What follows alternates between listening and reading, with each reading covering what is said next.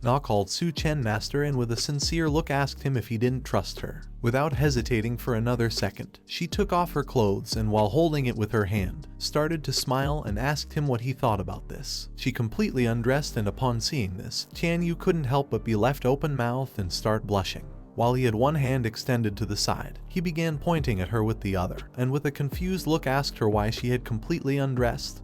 He didn't know if Su Chen had such strong tastes. Mio Paiyuan, who was behind Tian Yu, also couldn't help but be left open-mouthed and start blushing. He couldn't believe what his eyes were seeing. Na started to stare at Su Chen and she remained silent. In reality, she had another plan.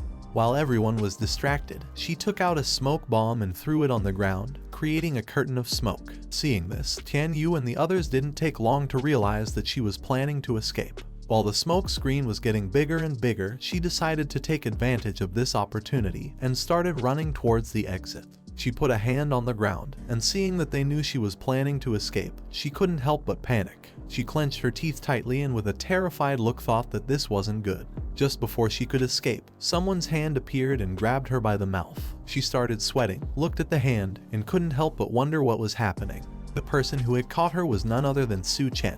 While he had one hand in his pants pocket, he grabbed Na by the neck with the other. He began strangling her and with a serious look asked if she thought she could escape so easily. She opened her eyes and asked him to wait a moment and not to kill her. She asked them if they remembered the girl they had rescued a few days ago. She revealed to everyone that the girl and her two brothers had already been taken to the Coliseum. If Su Chen killed Na, then they would never know what was really happening. Just before she could finish speaking, Su Chen stopped strangling her. He started staring into her eyes and told her that he didn't care about any of this. Using all his strength, he threw Na out of the building. The apartment glass broke and her body fell into the water from the great flood, which was full of monsters. Tian Yu turned his head towards Mio Paiyuan and while a drop of sweat was falling from his forehead, he asked him who the girl she was talking about was. Upon learning that the girl had been kidnapped, Mio Paiyuan became somewhat terrified. He explained to him that the girl's name was Sun Xiaomai. She had two older brothers. He was sure that Captain Guo's men had taken the girl just when they left. With a calm look, Su Chen started looking at them and remained silently thinking. Tian Yu started to look at the ground, clenched his teeth tightly and thought that this was not good. Mio Paiyuan approached him, and with a serious look asked him what he was going to do now, since if they did not rescue the girl and her brothers in time, the big mutant rats were going to kill them by biting. While Su Chen's body was surrounded by a powerful energy, he began to look at them with a calm gaze, and despite knowing that this university was the origin of the mutant rats, he asked them which rats they were talking about. He turned his back on the others, started walking and decided to take a look. Duan Yu also appeared. She hadn't changed out of her rabbit costume. She began to follow Su Chen because she didn't want to stay here alone for fear that Captain Guo's men might come. Seeing that Su Chen was planning to go to the Coliseum, Tian Yu thought this wasn't good. He started approaching him from behind and asked him to calm down since they should try not to get into conflict. Not far from the area there was a laboratory, and next to the laboratory there was a large metal cage. Inside the cage there was a platform on which the girl's two brothers were tied up. The girl was next to the platform. In front of her sat Captain Guo with several men beside him. While he was looking at the girl, he started to laugh and explained to her that if she was willing to enter the arena, then he would consider releasing her brothers. He turned his head to one side. The girl's two brothers had their arms tied and were hanging from ropes. The man in gray clenched his teeth tightly and asked his sister not to believe Captain Guo, and also advised her to leave quickly. Captain Guo began looking at the man and with a smile told him that now it was too late to leave. In front of the platform stood the girl. She was holding a wooden stick with both hands. With a look full of determination, she explained to Captain Guo that she wasn't going to run away. She also asked him if he really intended to release her brothers. Captain Guo began to point at her with his finger and with a smile, he explained to the girl that if she managed to survive, he would release her brothers. At that moment, the cage behind her opened, and a giant mutant rat appeared and started approaching her. Upon hearing the sound of the cage opening, the girl who was holding the wooden stick with both hands began to sweat and with a terrified look thought that she was in danger. She began to sweat with fear, and little by little she started to turn her head back to see what was behind her. Once she turned around, she saw the mutant rat. It opened its mouth which had dozens of sharp teeth and prepared to attack her. Just before the girl could make a move, the mutant rat gave her a strong bite on the arm. While with one hand she was holding the wooden stick, she closed her eyes, opened her mouth and began to scream in pain.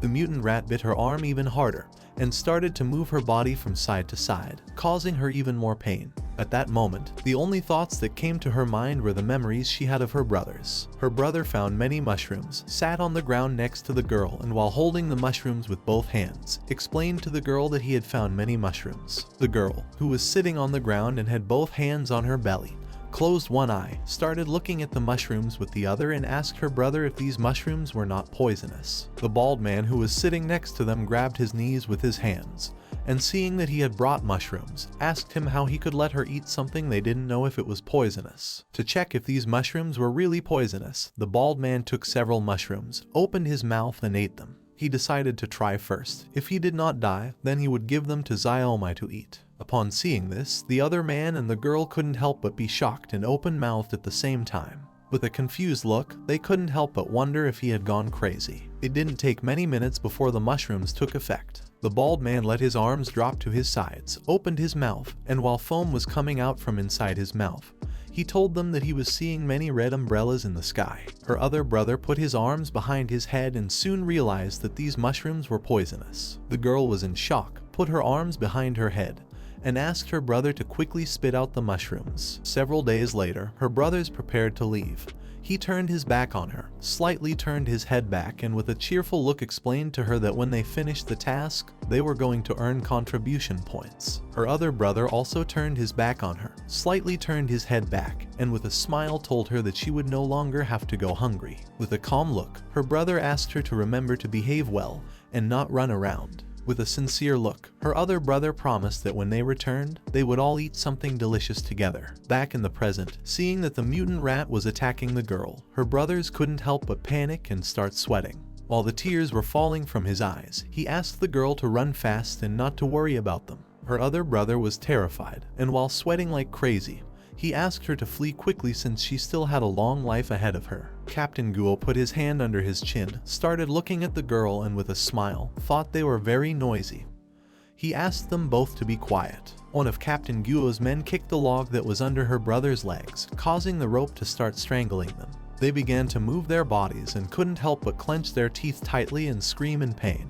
While the mutant rat was biting her arm, she started to look to one side, and upon seeing that her brothers were being strangled, she couldn't help but panic. The mutant rat bit her arm even harder and started to run. She grabbed the wooden stick tightly, began to look at the mutant rat, clenched her teeth tightly, and decided to do something about it. She raised the wooden stick to the sky and asked the mutant rat to die. She approached it, and without hesitating for a second, she stabbed the wooden stick into its eye. Feeling pain, the mutant rat stopped biting the girl's arm and let go of her, causing her to fall to the ground. It opened its mouth and began to scream in agony. The girl's body fell to the ground. She rested both knees, rested an elbow, placed the other hand on the ground, and began to stand up. Despite being very injured, she held the wound on her arm with the other hand, started running towards her siblings, and decided to save them. While the tears were falling like a river from her eyes, she asked her brothers to hold on a little longer. While with one hand she was covering the wound on her arm and advancing towards her brothers, the mutant rat who had the wooden stick stuck in its eye began to approach her from behind.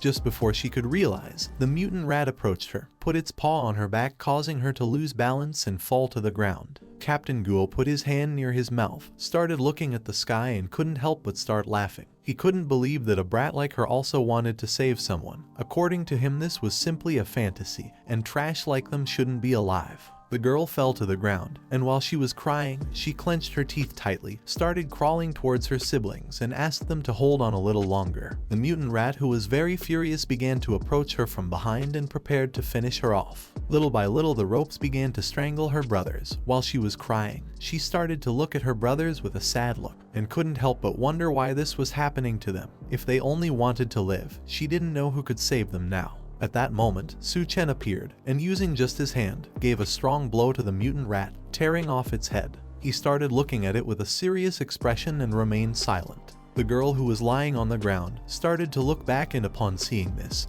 she couldn't help but start wondering what was happening. Su Chen's blow was so strong that the mutant rat's head separated from its body, leaving only the lower part. The girl started crying even more, and upon seeing this, She couldn't help but be left speechless. Tian Yu, Maiho Paiyuan and Duan Yu arrived at the area. Tian Yu was left speechless and thought that Su Chen was a too impulsive boy. Seeing how strong Su Chen was, Maiho Paiyuan couldn't help but be in shock, while on the other hand Duan Yu was somewhat terrified. She didn't know what he was planning to do. Upon seeing that Su Chen had killed the mutant rat with a single blow, Captain Guo's expression changed drastically. He started to look at him and couldn't help but be terrified. He didn't know why he was so strong. Su Chen brought his hand to his face, began to look at it with a calm gaze, and upon seeing that the mutant rat was only of this level, concluded that this rat was nothing more than big.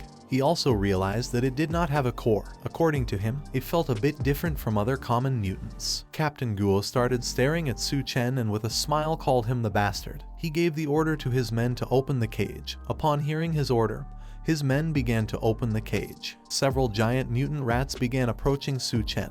They started looking at him with a murderous gaze. He simply put both hands into his pockets, started looking at the ground, and remained silent. Seeing that Su Chen was seeking death, Captain Guo decided to fulfill his wish. This is the end of the video. If you guys want to see the next part, then don't forget to subscribe and like the video.